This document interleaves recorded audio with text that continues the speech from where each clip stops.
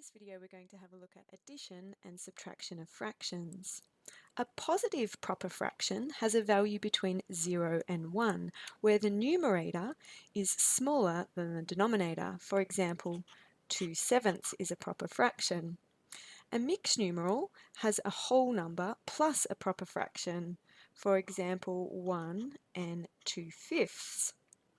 And an improper fraction is where the numerator is larger than the denominator, so it has a value greater than or equal to 1, such as 13/8.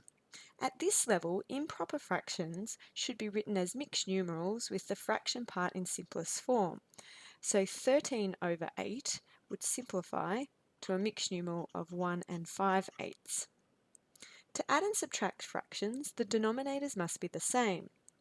If they are not the same, we need to use the lowest common multiple of the denominators to find equivalent fractions. In this case, since the denominators are the same, we can simply add the numerators.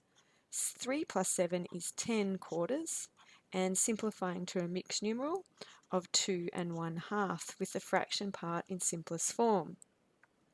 The lowest common multiple of the denominators 3 and 8 is 24.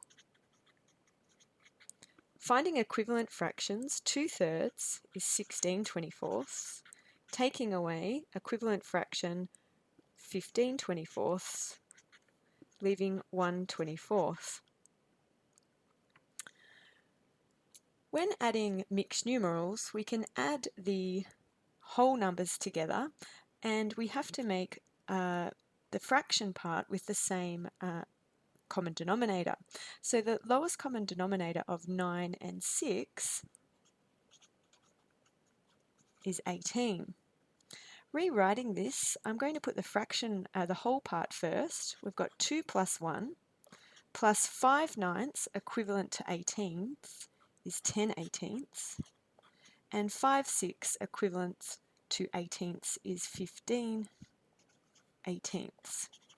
Now adding the whole number component, we have 3 plus 25/18, which simplifies to 3 plus 1 plus 7/18, giving a final answer of 4 and 7/18.